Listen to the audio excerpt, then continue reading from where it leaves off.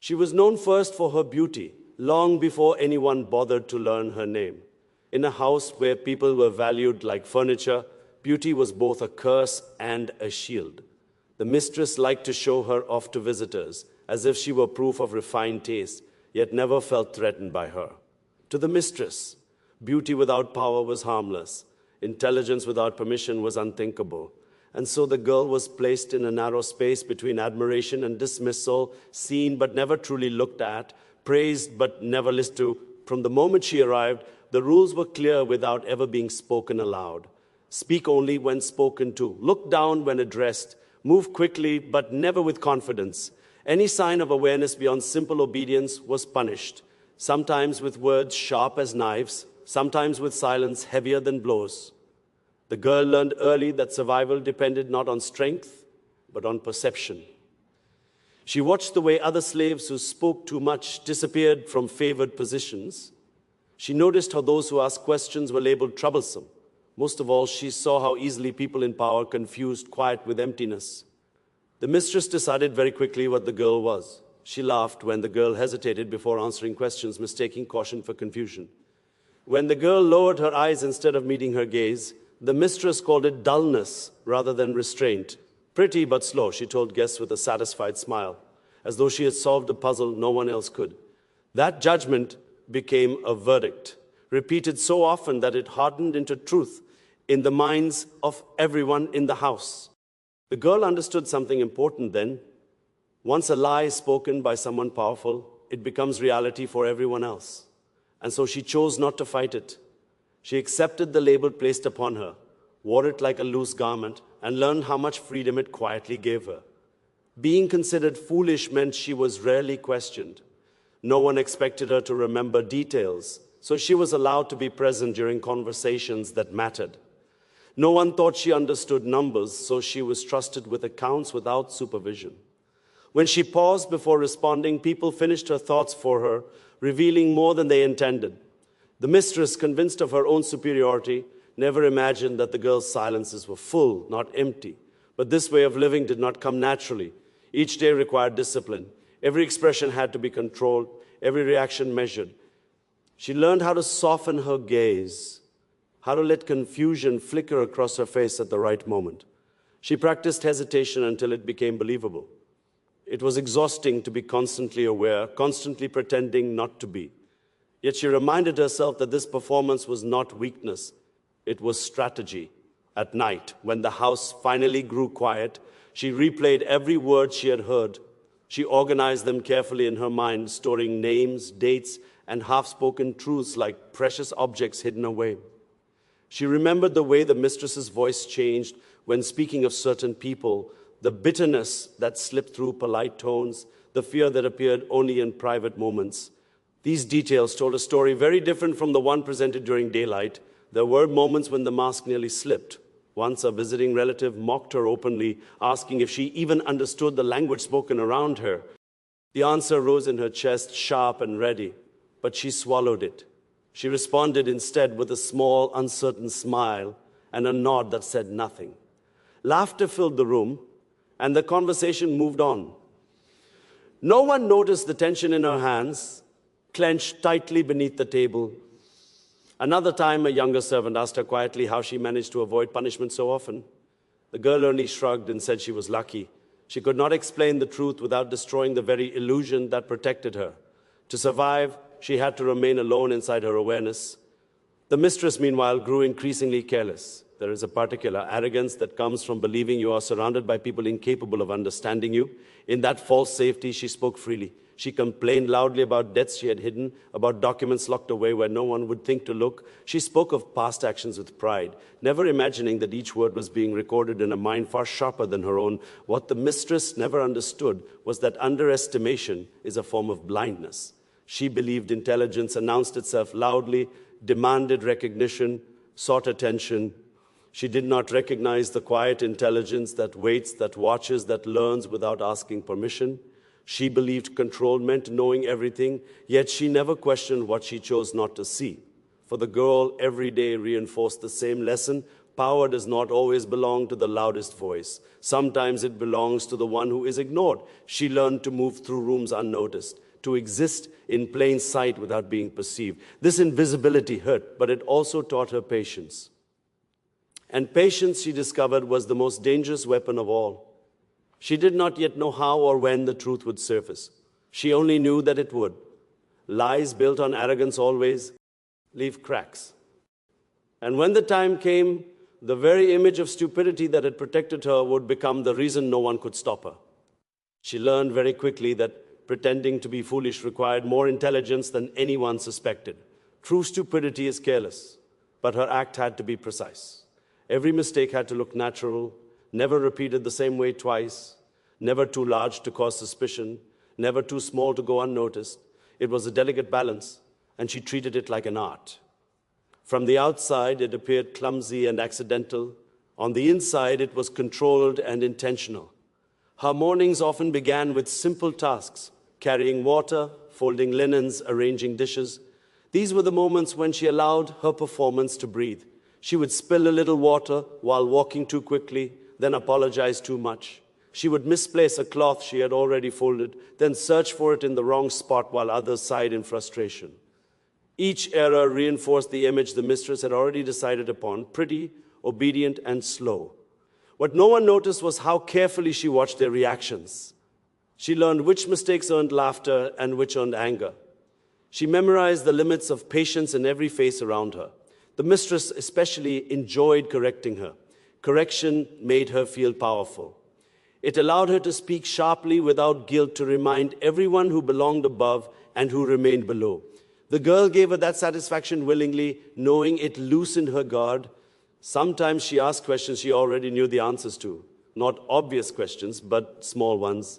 How many candles were needed for dinner? Which drawer held the silver spoons? Whether a letter had already been sent? Each question invited explanation, and explanations often carried extra information. People reveal more when they believe they are teaching rather than being questioned. The girl listened carefully, nodding as if trying to understand, while quietly storing every detail away. Numbers were particularly useful. She pretended to struggle with counting, deliberately pausing too long, misreading totals, confusing sums that any child could solve. Because of this, no one ever checked her work closely. The mistress trusted her with ledgers she barely glanced at herself, confident that nothing intelligent could come from such hands. Yet the girl understood numbers perfectly. She saw patterns others missed. She noticed when amounts didn't match, when money vanished between columns, when names appeared too often or not at all. There was a strange freedom in being underestimated. When something broke, blame rarely fell on her because no one believed she could break things deliberately. When conversations turned serious, people forgot she was present at all. She became part of the background, like furniture or dust, visible but irrelevant. And it was in that irrelevance that she learned the most. Still, the act came at a cost. Each forced mistake chipped away at something inside her. To be capable and act incapable day after day was a quiet form of pain. There were moments when she wanted to move faster, to speak clearly, to show that she understood. But she had learned from watching others that intelligence without power was dangerous. Those who revealed themselves too soon were crushed, punished, or removed. Survival demanded patience. The mistress's confidence in her own cleverness grew stronger with every passing day. She mocked the girl openly, sometimes in front of guests, using her as an example of natural hierarchy. Some people are simply born to follow, she would say, smiling. The girl would lower her head, letting shame color her expression, while inside she observed how easily pride made people cruel. Youths often joined in the performance, testing her, asking simple questions for amusement. She answered them incorrectly just often enough to entertain. Their laughter stung, but it also confirmed something important. No one suspected her. They believed the story completely, and belief, once settled, is hard to shake. There were close calls. Once, while sorting fabrics, she corrected another servant without thinking, pointing out an error before catching herself. The room went quiet. The mistress raised an eyebrow, surprised. The girl immediately stumbled over her words, apologizing, pretending she had guessed. She dropped the fabric, creating chaos, restoring the familiar image. The tension dissolved, replaced by irritation. The danger passed, but the lesson remained. Even a moment of truth could undo months of careful deception. At night, exhaustion pressed heavily on her, not from labor, but from constant awareness. She could never relax completely. Every movement was observed, every word potentially dangerous. Yet she reminded herself why she endured it. Each mistake brought her safety.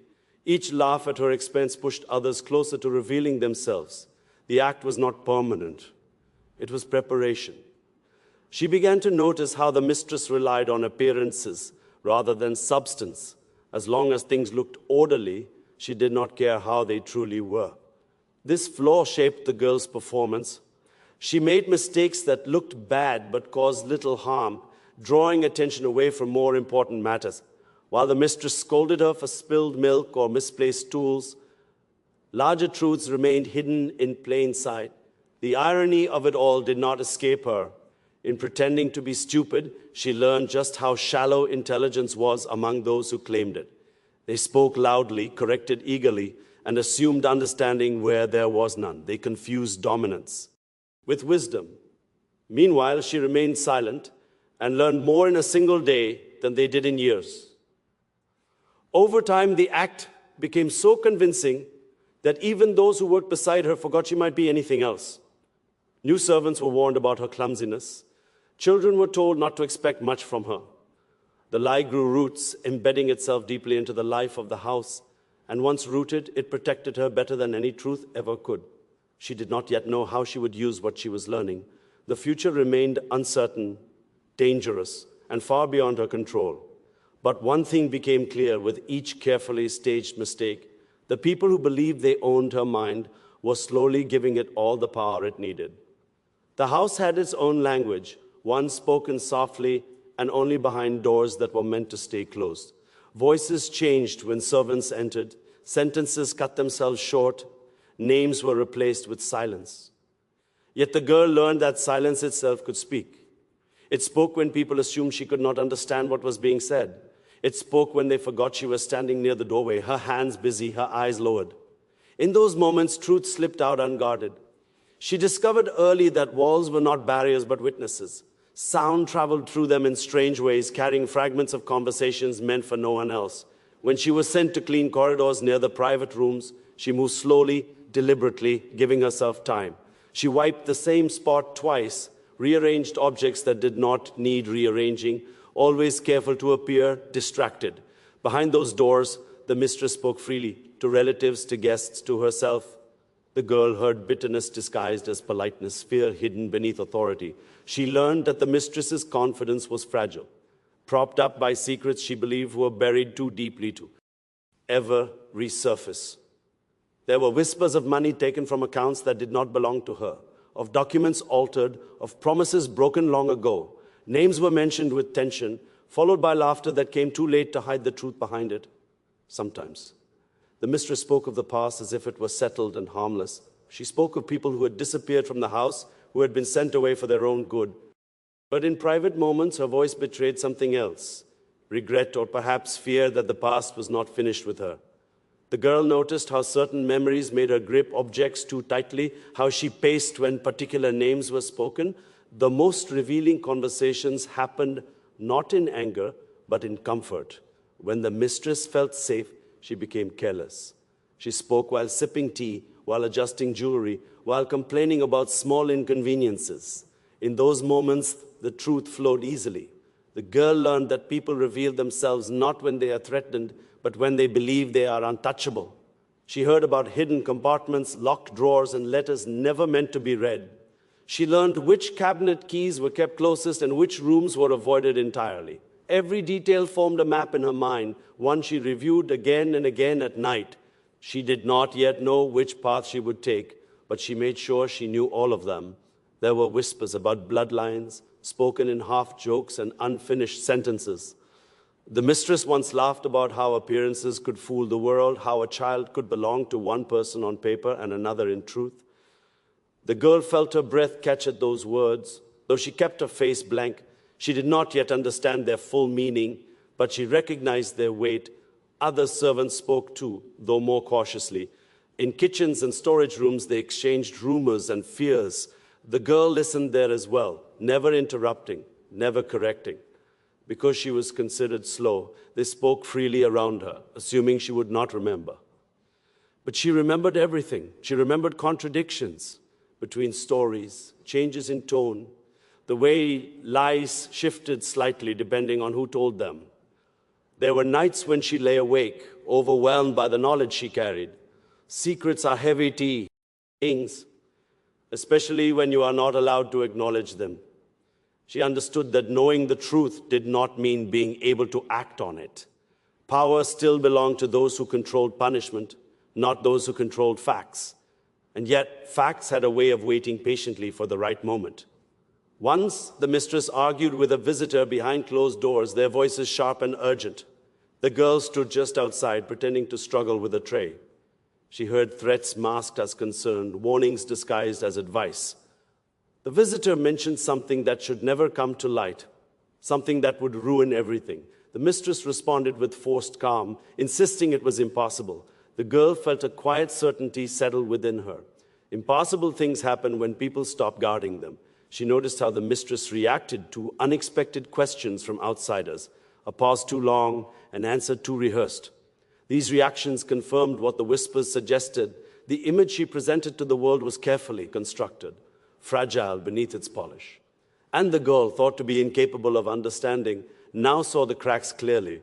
Despite all she heard, she remained careful not to change. Knowledge did not make her reckless. If anything, it made her more disciplined. She knew that one wrong look, one moment of clarity revealed too soon could destroy everything. The house was not ready to hear the truth, and she was not yet ready to speak it. There were moments of quiet triumph, small and invisible, when the mistress spoke a lie she had told before, and the girl recognized it as false, when two stories failed to align and she knew which one was real. These moments strengthened her resolve.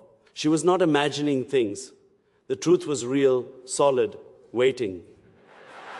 She began to understand something deeper as well. The mistress was trapped by her own secrets. Every L, i.e., required another lie to protect it. Every cruel act demanded justification. The girl watched this carefully, seeing how power built on deception slowly consumed the one who held it. Fear leaked through arrogance. Control demanded constant vigilance. Meanwhile, the girl who appeared to have nothing grew richer in understanding every day. There was no satisfaction in this knowledge yet, only patience. She did not dream of revenge or confrontation. She dreamed of clarity, of a moment when the truth would speak for itself, undeniable and sharp. She believed that when that moment came, her long silence would matter. Until then, she listened. She remembered. She waited. The incident that began to unravel everything arrived quietly, disguised as something ordinary.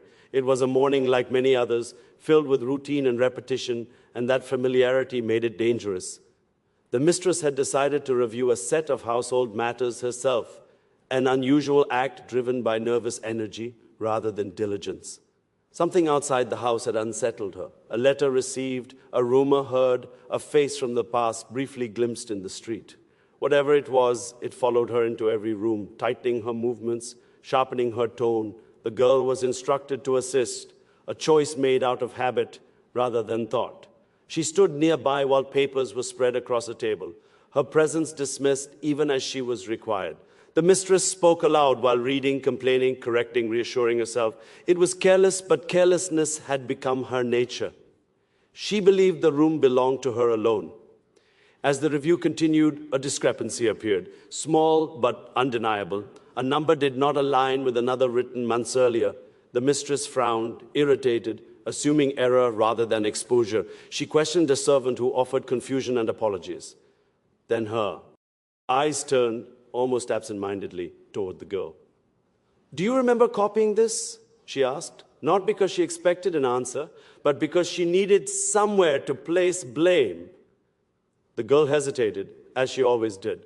The pause was familiar, rehearsed, but this time something was different. The question touched a memory she knew too well, a moment she had carefully catalogued long ago. Without thinking, without planning, she answered, not with the confusion expected of her, but with precision. "Yes," she said softly, because that total was changed after the second entry, not the first. The room went still. It was not just what she said, but how she said it. The words were clear, confident, certain. There was no hesitation, no searching for approval. For a fraction of a moment, the mask slipped completely. And in that moment, the mistress saw her, not the foolish girl she had invented, but something else entirely. Silence stretched, heavy and sharp. The mistress stared as if something impossible had just occurred. Her mouth opened slightly, then closed. The girl felt the weight of her mistake immediately, a cold realization settling in her chest. But it was too late. The words existed now. They could not be taken back. The mistress laughed, abruptly and too loudly. "What would you know about it?" she said, waving a dismissive hand. "You must be mistaken." The girl lowered her eyes at once, retreating into familiar posture. She murmured an apology, allowed her voice to falter, let embarrassment color her face. But the damage had been done. The mistress's laughter did not reach her eyes. Something had shifted there, suspicion, sharp and sudden. From that day on, the air in the house changed. The mistress began watching her, not openly, but with the careful glances of someone trying not to reveal fear. Instructions were repeated more often. Tasks were reassigned, then returned. The girl felt the scrutiny like a hand pressing between her shoulders. Yet suspicion is a fragile thing. It needs confirmation to survive. And the mistress, despite her unease, could not bring herself to believe the truth fully. To do so would mean admitting she had been blind for years. Pride resisted where reason should have prevailed. The girl responded by deepening her act. She made herself smaller, clumsier, more forgetful than before. She confused simple directions, misunderstood obvious statements, embarrassed herself publicly. Each performance reassured the mistress, slowly dulling the edge of doubt. The incident was explained away as coincidence, as luck, as a fluke not worth examining. But the mistress could not forget the look in the girl's eyes at that moment of clarity. It haunted her. She began to speak more cautiously, correcting herself mid-sentence when the girl was near. She locked drawers she had once left open. She dismissed servants sooner, trusted fewer people. The house grew tense under her vigilance. What she did not understand was that the damage was already done to herself. Fear had entered her carefully constructed world, and fear makes people sloppy. In trying to protect her secrets, she exposed them further. She double-checked documents unnecessarily, drawing attention. She gave contradictory instructions. She reacted too strongly to harmless questions. The girl noticed all of it. There was another moment, weeks later, smaller but more revealing. A visitor mentioned a name from the past, casually, without intention. The mistress froze for just a second too long. Her eyes flicked toward the girl before she could stop herself. That glance confirmed everything. She knew now that the girl knew something, maybe not everything, but enough to be dangerous. The girl felt a strange calm settle within her. The worst had already happened. She had been seen, briefly, but not clearly enough to be understood. The mistress stood at the edge of awareness, unable to step fully into truth or retreat completely into denial. That uncertainty weakened her more than knowledge ever could. From then on, every interaction between them carried an undercurrent of tension. Polite words were exchanged, commands given and obeyed, but beneath it all lay an unspoken question. Who are you? The mistress never asked it aloud. She was afraid of the answer. The girl continued to play her role, but with a new awareness. The mask was no longer just protection, it was leverage. She knew the mistress was watching, doubting, second-guessing herself. Power had shifted subtly but irrevocably. For the first time, the girl understood that the truth did not need to be shouted to be heard. Sometimes it only needed to be suspected. She moved through the house with renewed purpose, careful but no longer uncertain. She had crossed a line and survived. That knowledge gave her strength. The truth was no longer something hidden only in her mind. It lived now in the mistress's fear, in her hesitation, in the way her voice wavered when giving orders. The mask had slipped just enough, and that small fracture was all the truth needed to begin breaking through. The truth did not arrive like a storm. It came slowly, deliberately, as all powerful things do when they have waited long enough. After the moment when suspicion took root in the mistress's mind, nothing returned to what it had been before. The house still followed its routines. Meals were served on time. Orders were given and obeyed, but the illusion of control had cracked. And once cracked, it could never be whole again. The mistress tried to tighten her grip. She reorganized responsibilities, dismissed servants for minor mistakes, and insisted on overseeing matters she had ignored for years. To her, this felt like reclaiming authority. In reality, it was desperation disguised as discipline. Every attempt to seal her secrets only revealed how many there were. The girl watched all of it with careful eyes, understanding now that the truth no longer belonged to her alone. It had begun to move on its own. The mistake the mistress made was believing that silence could still protect her. She had lived her life assuming that as long as no one spoke openly, nothing could be proven. But she underestimated how fragile silence becomes once doubt enters it. People began to notice her nervousness, her contradictions, the way she hovered over documents and locked doors that had never mattered before. Fear is contagious. The house absorbed it. One afternoon, a visitor arrived unexpectedly. Someone from the past connected to old transactions the mistress had long buried. Their conversation took place in the main sitting room, not behind closed doors, because the mistress believed herself still in control. The girl was present, arranging items nearby as invisible as she had always been. The visitor asked careful questions, casual on the surface, precise underneath.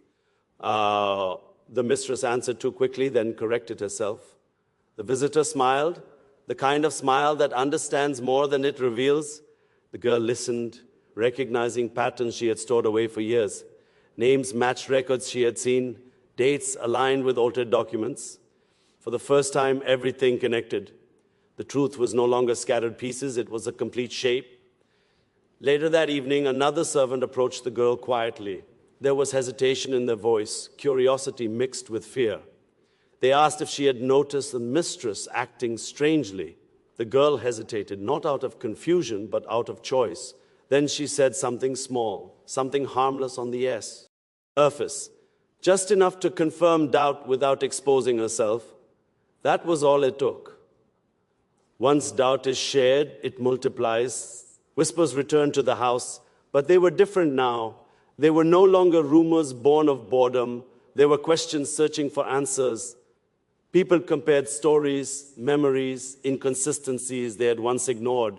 The girl did not lead these conversations. She let them happen. Truth, she understood, is strongest when people believe they have discovered it themselves. The mistress sensed the shift. She confronted servants more often, accused without evidence, demanded loyalty when none had been questioned before. Her authority became loud, then shrill. Each accusation pushed people further away. Each denial sounded less convincing. She had built her power on being unquestioned, and now questions surrounded her. The final moment did not come through confrontation, but exposure. A document was found, one the mistress believed destroyed. It surfaced not dramatically, but quietly, passed from hand to hand until it reached someone who understood its importance. The contents confirmed what many had begun to suspect. Names, numbers, signatures, truths frozen in ink. When the mistress was confronted, there was no anger in the room, only silence, the kind of silence that does not protect but condemns. She tried to speak, to explain, to dismiss it all as misunderstanding. But explanations require credibility, and hers had evaporated. The girl stood at the edge of the room, unnoticed even now. She did not step forward. She did not speak. She did not need to. The truth no longer required her voice. It stood on its own, undeniable. In that moment, the mistress looked at her, not with suspicion this time, but with realization. Understanding struck like a delayed wound. The foolish girl, the silent one, the one she had mocked and dismissed, had seen everything, had known everything, and had outlasted her. There was no triumph in the girl's heart, only a quiet release. She felt no need for revenge, no desire to humiliate. The truth had done its work. Power built on lies always collapses inward, and witnessing that collapse was enough. Afterward, the house changed hands, authority shifted, some people left, others stayed. The world did not transform overnight, but something fundamental had altered. A lie that had governed many lives no longer held power. The girl was offered choices she had never been given before. Where to work, how to live, whether to stay or leave. For the first time, she was asked rather than commanded. She answered slowly, thoughtfully. Freedom, she realized, was not loud. It was quiet, like truth itself. As she walked through the house one last time, she thought about the years spent pretending to be less than she was. The act had cost her pride, comfort, and recognition. But it had also given her survival, knowledge, and patience. She understood now that intelligence does not always announce itself, and strength does not always resist openly. Sometimes the most powerful act is waiting. The truth had not been revealed through force or rebellion, but through observation, timing, and restraint. The girl had never been stupid. She had been precise. And in a world that mistook noise for wisdom and dominance for intelligence, that precision changed everything. When she finally stepped beyond the threshold, leaving the house behind, she carried no secrets with her. She left them where they belonged, exposed, powerless, unable to harm anyone again.